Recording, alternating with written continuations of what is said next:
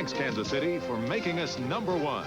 This is KMBC 9 News. Scary to think that policemen can come into an apartment and Terry's in his boxers. How can he be shot?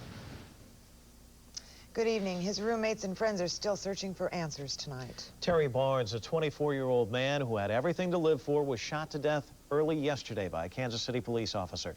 The police department is calling it an unfortunate chain of events that led to his killing. Police were looking for a prowler. They found Barnes' apartment door slightly open. They entered, and when Barnes came toward his bedroom door, he was shot once in the head. It sounded like a firecracker out in our hallway.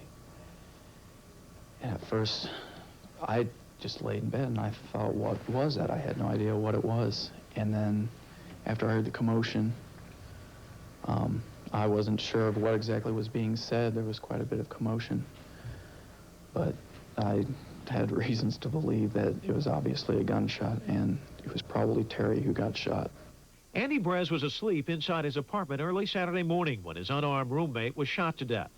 Barnes was a member of Kappa Alpha Order at William Jewell College. That's how he met Brez. They were roommates for only a month.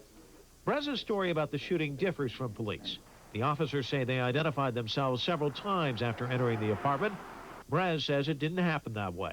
The only thing I heard before he got shot was the sound of their walkie-talkies out in the hall. And then I heard the gunshot. Brez says he's still replaying the incident in his mind, and he's thinking about what might have been. Has it gone through your mind that it could have been you too? Yeah, that's what's scary. Brez and other members of the fraternity gathered in their fraternity house to reminisce about their friend and to appeal for changes so that a similar tragedy never occurs again. I don't know. I hope this case sets a precedent on what can be done. You cannot go into somebody's apartment and shoot an innocent man and get away with it.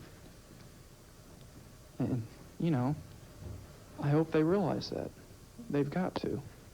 Where are they going to draw the line? I wish the line would have been drawn earlier. Policemen who walk in an apartment where, you know, people live, they've got to understand there's lives at stake. Barnes' friends plan to place a plaque at the fraternity house in honor of their friend. Terry Barnes had just celebrated his 24th birthday last week. He was looking forward to getting married in June. Brez says it's just too difficult and too scary returning to the apartment that he shared with Terry Barnes, and now he plans to move out. And Mike, Brez isn't the only resident of that apartment complex who's worried. Residents told us they're feeling a variety of emotions: shock, sadness, but perhaps most of all, anger. Vicki Newton talked to them. I didn't hear the cops say anything, but when they got into the bedroom, one cop said, "There's somebody moving." And all of a sudden I heard this shot. That single shot brought a young man's life to an abrupt end.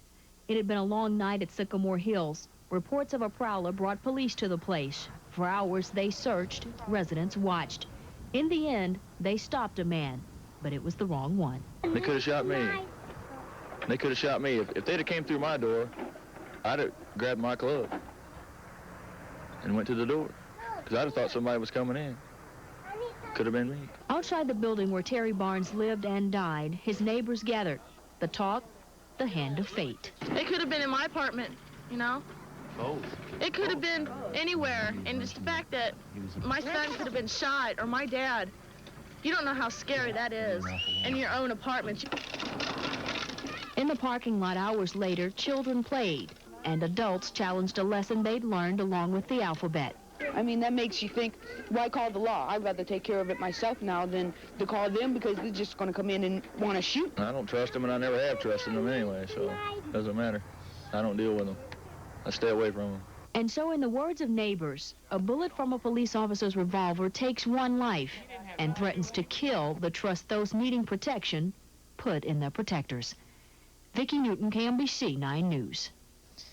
A memorial service for Terry Barnes is set for 2 o'clock Tuesday at the Second Baptist Church in Liberty, and a memorial scholarship fund is being established at William Jewell.